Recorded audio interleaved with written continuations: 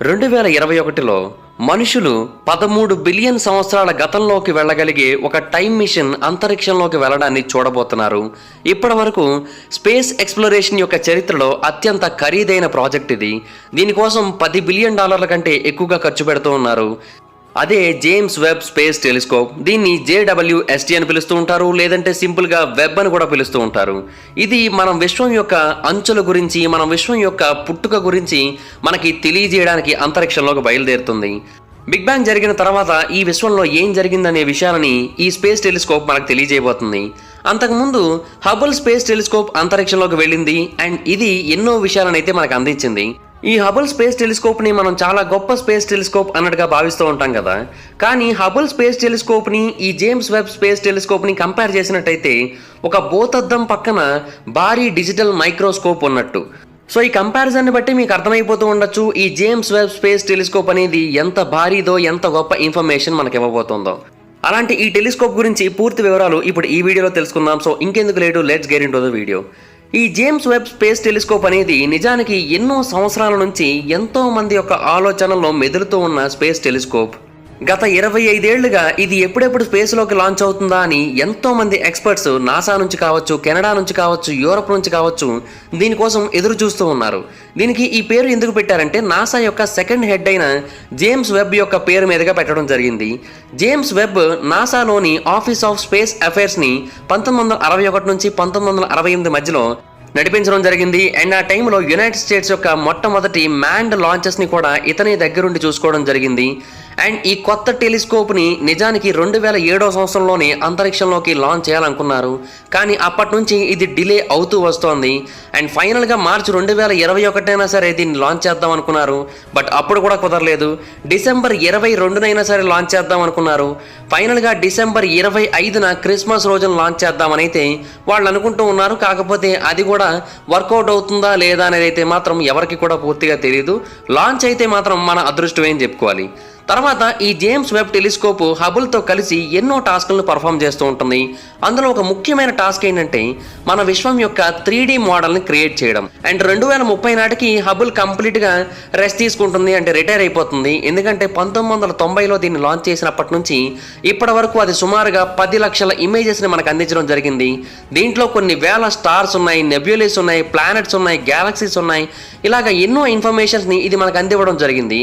And కొన్ని చోట్ల అయితే ఆల్మోస్ట్ పూర్తిగా అంతరించిపోయిన లేదంటే కనుమరుగైపోయిన ప్లానెట్స్ లేదంటే గ్యాలక్సీస్ వాటి యొక్క లైట్స్ని కూడా ఇది క్యాప్చర్ చేసి మనకి దాని యొక్క ఇన్ఫర్మేషన్ని ఇమేజెస్ రూపంలో అందించడం జరిగింది. ఇది ఒక గ్యాలక్సీని క్యాప్చర్ చేయడం జరిగింది. దాని పేరు UDF 39546-284. ఈ గ్యాలక్సీ మన భూమికి సుమారుగా 13.4 బిలియన్ లైట్ ఇయర్స్ డిస్టెన్స్లో ఉంది. దాన్ని కూడా హబుల్ క్యాప్చర్ చేయడం జరిగింది.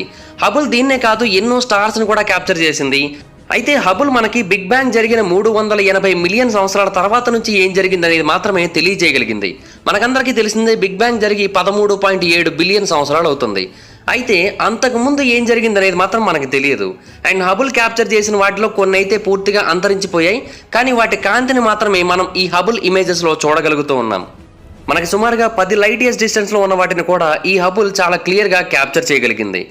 ఆల్రెడీ చెప్పాను జేమ్స్ వెబ్తో కంపేర్ చేసినట్టయితే హబుల్ చాలా చిన్నది అని. అలాంటి హబులే అంత భారీ స్థాయిలో క్యాప్చర్ చేసినట్టయితే జేమ్స్ వెబ్ ఇంకెన్నింటిని క్యాప్చర్ చేయగలదో మీరు అర్థం చేసుకోవచ్చు. ఈ James Webb telescope big bang జరిగిన 100 నుంచి 250 మిలియన్ సంవత్సరాల మధ్యలో కూడా ఏం జరిగిందనే వాటిని మనకి క్లియర్గా తెలియజేస్తూ ఉంటుంది. దీని కారణంగా శాస్త్రవేత్తలకి బిగ్ బ్యాంగ్ జరిగిన తర్వాత ఏం జరిగిందనే విషయం మీద చాలా వరకు క్లారిటీ వస్తుంది. అలాగే ఈ విశ్వానికి సంబంధించిన ఎన్నో మిస్టరీలు కూడా వీడే అవకాశం అయితే ఉంది. అందులో అత్యంత ముఖ్యమైన మిస్టరీ ఏంటంటే ఈ విశ్వం యొక్క స్ట్రక్చర్. అంటే ఈ విశ్వం యొక్క స్ట్రక్చర్ ఎలా ఉంటుందో తెలుసుకోవడానికి చాలా ఏళ్లుగా శాస్త్రవేత్తలు పరిశోధన చేస్తూ ఉన్నారు. ఇప్పుడు జేమ్స్ వెబ్ టెలిస్కోప్ ఇచ్చే డేటా ఆ ప్రశ్నకి జవాబుని ఇచ్చే అవకాశాలు చాలా ఎక్కువగా ఉన్నాయి. ఈ జేమ్స్ వెబ్ టెలిస్కోప్ ఎన్నో ప్లానెట్స్ని, ఎన్నో శాటిలైట్స్ని కూడా అబ్జర్వ్ చేస్తూ ఉంటుంది. మన సోలార్ సిస్టమ్ బయట ఉన్న వాటిని కూడా చాలా క్లియర్గా అబ్జర్వ్ చేస్తుంది. అలాగే మన భూమి లాంటి ఎక్సో ప్లానెట్స్ ఏవైతే ఉంటాయో వాటి గురించి కూడా ఇది స్టడీస్ చేయగలుగుతూ ఉంటుంది.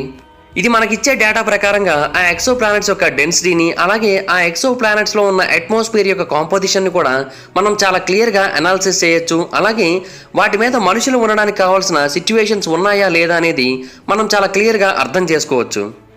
ఇంతకుముందు స్పిట్జర్ స్పేస్ టెలిస్కోప్ అలాగే హబుల్ టెలిస్కోప్ ఈ రెండు కూడా సుమారుగా 100 ఎక్సో ప్లానెట్స్ కి సంబంధించిన గ్యాస్ షెల్స్ ఇన్ఫర్మేషన్ మొత్తాన్ని కూడా మనకి అందివ్వడం జరిగింది. సో జేమ్స్ వెబ్ సుమారుగా 300కి పైగా ఎక్సో ప్లానెట్స్ యొక్క అట్మాస్ఫియర్ ఇన్ఫర్మేషన్ మొత్తాన్ని కూడా ఎక్స్ప్లోర్ చేసి మనకి అందించే అవకాశం ఉందని అయితే అభిప్రాయపడుతూ ఉన్నారు.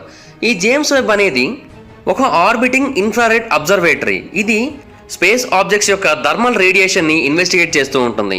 మనకందరికీ తెలిసిందే, సాలిడ్స్ అయినా లిక్విడ్స్ అయినా హీట్ చేసినప్పుడు ఒక సర్టెన్ టెంపరేచర్ వస్తుంది అండ్ ఆ టైంలో కొంత ఎనర్జీ ఇన్ఫ్రారెడ్ స్పెక్ట్రమ్ రూపంలో బయటికి రిలీజ్ అవుతూ ఉంటుంది. అండ్ మనకు తెలిసిందే వేవ్ లెంత్కి మరియు టెంపరేచర్కి మధ్య ఒక రిలేషన్ ఉంటుంది. ఈ టెంపరేచర్ అనేది ఎంత ఎక్కువగా ఉంటే వేవ్ లెంత్ అనేది అంత తక్కువగా ఉంటుంది. అండ్ అలాగే ఆ టైంలో రేడియేషన్ ఇంటెన్సిటీ కూడా చాలా ఎక్కువగా ఉంటుంది. జేమ్స్ వెబ్లో ఉన్న సెన్సిటివ్ ఎక్విప్మెంట్ కోల్డ్ ఎక్సో ప్లానెట్స్ని కూడా పూర్తిగా స్టడీ చేయగలుగుతాయి. అంటే వాటి యొక్క ఎక్సో ప్లానెట్స్ మీద ఉన్న సర్ఫేస్ టెంపరేచర్ అనేది 27 డిగ్రీల సెల్సియస్ 80.6 డిగ్రీల ఫారెన్హీట్ ఉన్నా కూడా ఇది స్టడీ చేయగలుగుతూ ఉంటుంది. మన భూమి యొక్క యావరేజ్ సర్ఫేస్ టెంపరేచర్ సుమారుగా 15 డిగ్రీల సెంటీగ్రేడ్ లేదు అంటే 59 డిగ్రీల ఫారెన్హీట్. ఈ జేమ్స్ వెబ్ టెలిస్కోప్ యొక్క మరొక ప్రత్యేకత ఏంటి అంటే ఇది భూమి చుట్టూ తిరగదు, సూర్యుడి చుట్టూ తిరుగుతూ ఉంటుంది. అంటే హబుల్ భూమి చుట్టూ తిరుగుతూ ఉంటుంది, కానీ ఇది మాత్రం అలా కాదు. హబుల్ భూమికి 570 కిలోమీటర్ల ఎత్తులో తిరుగుతూ ఉంటుంది, అంటే 354 మైళ్ళ ఎత్తులో తిరుగుతూ ఉంటుంది. సో అప్పుడప్పుడు ఎర్త్ హబుల్ టెలిస్కోప్ విషయంలో ఇంటర్ఫియర్ అవుతూ ఉంటుంది, కానీ దీని విషయంలో అలా కాదు. ఎందుకంటే ఇది సూర్యుడి చుట్టూ తిరుగుతూ ఉంటుంది కాబట్టి భూమి ఈ జేమ్స్ వెబ్ విషయంలో ఇంటర్ఫియర్ అయ్యే అవకాశం లేదు. కాకపోతే ఈ జేమ్స్ వెబ్ భూమితో పాటుగా సింక్రనైజ్ అవుతూ తిరుగుతూ ఉంటుంది, ఎందుకంటే స్ట్రాంగ్ కమ్యూనికేషన్ మెయింటైన్ చేయడం కోసం. బట్ స్టిల్ భూమికి ఈ జేమ్స్ వెబ్ టెలిస్కోప్కి మధ్య ఉండే డిస్టెన్స్ 3,74,000 కిలోమీటర్ల నుంచి 15 లక్షల కిలోమీటర్ల వరకు ఉంటుంది. అంటే 2,32,400 మైళ్ళ నుంచి 9,32,000 మైళ్ళ వరకు ఉంటుంది. సో కంప్లీట్గా opposite direction to the sun. So దీని కారణంగా మనకి పెద్దగా ప్రాబ్లమ్స్ వచ్చే అవకాశాలు లేవు. ఒకవేళ ఆ ప్రాబ్లమ్స్ ఏమైనా వస్తున్నా కూడా మనం ముందుగానే రాకుండా చూసుకోవాల్సి ఉంటుంది. ఎందుకంటే ఈ జేమ్స్ వెబ్ టెలిస్కోప్ భూమి నుంచి చాలా దూరంగా పెడుతుంది. సో ఏదైనా ప్రాబ్లం వచ్చినట్టయితే ఇమీడియట్గా రిపేర్ చేయడం అనేది చాలా కష్టమైన టాస్క్. భూమి నుంచి చంద్రుడికి మధ్య ఎంత డిస్టెన్స్ ఉందో అంతకి 4 రెట్లు ఎక్కువ దూరం వరకు ఈ జేమ్స్ వెబ్ టెలిస్కోప్ ట్రావెల్ అవుతూ ఉంటుంది. అండ్ దీని యొక్క డిజైన్ కూడా చాలా అంటే చాలా రిలయబుల్గా ఉంటుందని చెప్పొచ్చు. ఇక్కడ రిలయబుల్ అంటే ఏంటంటే చాలా లైట్ వెయిట్గా ఉంటుంది, హెవీగా ఉంటుందని అర్థం. ఈ జేమ్స్ వెబ్ టెలిస్కోప్ ఇంత పెద్దగా కనిపిస్తున్నా కూడా 6.2 టన్నుల బరువు మాత్రమే ఉంటుంది. హబుల్ కొంచెం చిన్నగానే కనిపిస్తున్నా 11 టన్నుల బరువు అయితే ఉంటుంది. సో జేమ్స్ వెబ్ టెలిస్కోప్ డెఫినెట్గా వెయిట్ పరంగా చూసుకున్నట్టయితే హబుల్ కంటే చాలా బెటర్. అండ్ సైజు పరంగా చూసుకున్నట్టయితే మాత్రం ఇది చాలా పెద్దది. ఎందుకంటే దీని యొక్క మొత్తం సైజు ఒక టెన్నిస్ కోర్ట్ అంత ఉంటుంది. దీని యొక్క మొత్తం హైట్ 3 అంతస్తుల బిల్డింగ్ అంత ఉంటుంది. కానీ హబుల్ మాత్రం చాలా చిన్నది, ఒక నార్మల్ బస్సు కంటే కొంచెం ఎత్తు ఉంటుంది అంతే. అయితే దీంట్లో మెయిన్ పార్ట్ ఏంటి అంటే ఈ హబుల్ టెలిస్కోప్ యొక్క మెయిన్ మిర్రర్. దీని యొక్క డయామీటర్ 6.5 మీటర్స్ అంటే 21.3 ఫీట్ వరకు ఉంటుంది. And collecting area 25 square metres వరకు ఉంటుంది, అంటే 269 అడుగుల వరకు అది విస్తరించి ఉంటుంది. అయితే దీని యొక్క మిర్రర్ మనకి ఒక పెద్ద హనీ కాంబ్ లాగా అంటే తేనె పట్టులా కనిపిస్తూ ఉంటుంది. దీంట్లో 18 సెక్షన్స్ ఉంటాయి. అండ్ హబుల్ టెలిస్కోప్ అనేది కేవలం 2.4 మీటర్స్ లేదంటే 7.87 ఫీట్ లెంత్ ఉన్న మెయిన్ ఇయర్ని కలిగి ఉండే అంత ఇన్ఫర్మేషన్ ఇచ్చింది మనకి. అండ్ దానికంటే 3 రెట్లు పెద్దగా ఈ జేమ్స్ వెబ్ టెలిస్కోప్లో మొత్తం సబ్జెక్టు మొత్తం మెటీరియల్ అయితే ఉంది. సో డెఫినెట్గా ఇది చాలా అంటే చాలా ఎక్కువ ఇన్ఫర్మేషన్ మనకి ఇచ్చే అవకాశం ఎక్కువగా ఉంది. అండ్ జేమ్స్ వెబ్తో కంపేర్ చేసినట్టయితే దీని యొక్క సర్ఫేస్ ఏరియా 7 రెట్లు చిన్నగా ఉంటుంది హబుల్ది. సో జేమ్స్ వెబ్ టెలిస్కోప్ అనేది అన్ని రకాలుగాను కూడా చాలా అంటే చాలా పెద్దది. అండ్ ఇది ఇంత భారీగా ఉండడం వలనే దీన్ని అంతరిక్షంలోకి లాంచ్ చేసేటప్పుడు దీని యొక్క మెయిన్ మిర్రర్ ఫోల్డ్ అయి ఉంటుంది. అండ్ వన్స్ అంతరిక్షంలోకి వెళ్ళిన తర్వాతే ఇది పూర్తిగా ఎక్స్పాండ్ అవుతుంది. ఇది దూరంగా ఉన్న గ్యాలక్సీల నుంచి కూడా లైట్ని అబ్జర్వ్ చేసుకోగలుగుతూ ఉంటుంది. అండ్ దీని యొక్క మిర్రర్ ఒక క్లియర్ పిక్చర్ని క్రియేట్ చేయగలుగుతూ ఉంటుంది. అండ్ ఎటువంటి డిస్టార్షన్ కూడా రాకుండా ఈ మిర్రర్ చూసుకుంటుంది. నిజానికి ఈ మిర్రర్ని 2015 యొక్క ఎండింగ్లోనే టెలిస్కోప్కి అటాచ్ చేసేయడం జరిగింది. బట్ పూర్తిగా అసెంబుల్ అవ్వడానికైతే ఫిబ్రవరి 2016 వరకు టైం పట్టింది. దీనికోసం ఒక స్పెషల్ టైప్ ఆఫ్ బెరీలియంని ఉపయోగించారు. దాని కారణంగా ఇది పర్ఫెక్ట్ షేప్లో ఉంటుంది. అండ్ దీని యొక్క షేప్కి ఇది లో క్రయోజెనిక్ టెంపరేచర్స్లో కూడా రిటైన్ అవుతూ ఉంటుంది. అండ్ ఈ మిర్రర్ యొక్క పై భాగంలో మనకు ఒక చిన్న కోటింగ్ కనిపిస్తూ ఉంటుంది. దాన్ని పూర్తిగా బంగారంతో చేయడం జరిగింది. ఆ కోటింగ్ కోసం 48.25 గ్రాములు లేదంటే 1.7 ఔన్సుల బంగారం ఉపయోగించడం జరిగింది. ఆ లేయర్ యొక్క థిక్నెస్ ఎంతో తెలుసా? కేవలం 100 నానోమీటర్లు మాత్రమే. సో చాలా అంటే చాలా చిన్న పొర. మరి అలాంటి చిన్న పొరని ఎందుకని అక్కడ అంటించడం జరిగింది అంటే దీని కారణంగా ఇన్ఫ్రారెడ్ రేడియేషన్ అనేది చాలా పర్ఫెక్ట్గా రిఫ్లెక్ట్ అవుతుంది. అండ్ దీంట్లో ఒక సెకండరీ మిర్రర్ కూడా ఉంది. దాన్ని సెకండరీ అని పిలుస్తూ ఉంటారు. ఇది మెయిన్ మిర్రర్కి కంప్లీట్గా ఆపోజిట్ డైరెక్షన్లో ఉంటుంది. అండ్ మెయిన్ మిర్రర్ నుంచి వచ్చిన లైట్ని ఇది తీసుకొని అండ్ డైరెక్ట్గా ఆ లైట్ని టెలిస్కోప్ యొక్క రేర్ భాగాల దగ్గరికి పంపిస్తూ ఉంటుంది. ఇలా పంపడం ఎందుకు అంటే ఆ ఇమేజ్ యొక్క క్వాలిటీని పెంచడం కోసం. అండ్ ఎప్పుడైతే ఈ లైట్ ఎక్కువగా కర్వ్స్ గురవుతుందో అప్పుడు దాని యొక్క క్వాలిటీ అనేది అంత ఇంప్రూవ్ అవుతుంది. అండ్ ఈ రెండు మాత్రమే కాకుండా మరొక 2 కర్వ్డ్ మిర్రర్స్ ఉన్నాయి. అవి కూడా ఆ ఇమేజ్ని కలెక్ట్ చేసుకొని ఫైనల్గా దాని యొక్క క్వాలిటీ ఇమేజ్ని మనకు అందజేస్తూ ఉంటాయి. అయితే ఈ జేమ్స్ వెబ్ టెలిస్కోప్లో అతిపెద్ద ఎలిమెంట్ ఏంటి అంటే ఆ టెలిస్కోప్ యొక్క కింద భాగమే దాని యొక్క సన్షీల్డ్. ఇది ఏదో ఒక భారీ స్థాయి రాకెట్ లాగో లేదంటే అమెరికన్ యుద్ధ విమానం లాగో కనిపిస్తూ ఉంటుంది నార్మల్గా చూసినట్టయితే. దీని యొక్క టోటల్ లెంత్ 20 మీటర్లు అంటే 65.6 అడుగులు. దీని యొక్క విడ్త్ 7 మీటర్లు అంటే సుమారుగా 23 అడుగులు దీని యొక్క టోటల్ విడ్త్. సో చాలా అంటే చాలా భారీగా ఉంటుంది. కానీ దీన్ని చాలా థిన్ లేయర్స్ ఆఫ్ క్యాప్టన్ పాలిమేడ్ని ఉపయోగించి క్రియేట్ చేయడం జరిగింది. ఈ క్యాప్టన్ పాలిమేడ్ ఫిల్మ్ ఆ మిర్రర్ని ప్రొటెక్ట్ చేస్తూ ఉంటుంది. అలాగే టూల్స్ని కూడా సన్లైట్ నుంచి ప్రొటెక్ట్ చేస్తూ వాటిని చల్లబరుస్తూ ఉంటుంది. ఈ టెలిస్కోప్లో చాలా అల్ట్రా సెన్సిటివ్ మెటీరియల్స్ కూడా ఉంటాయి. వాటన్నిటిని కాపాడాలి అంటే బయట నుంచి వస్తున్న హీట్ నుంచి వాటిని కాపాడాల్సి ఉంటుంది.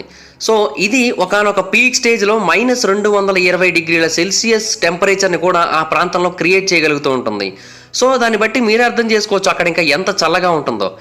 ఇది కనుక ఆ స్థాయిలో పనిచేయకపోతే ఏమవుతుందంటే దాని యొక్క ఇన్ఫ్రారెడ్ గ్లో అనేది ఏదైతే ఇమేజ్ క్లారిటీ అబ్జర్వేషన్ పార్ట్ నుంచి వస్తుందో దానితో ఇంటర్ఫియర్ అయ్యి కంప్లీట్గా ఇమేజెస్ని బ్లర్గా మార్చేసే అవకాశాలు ఉంటాయి.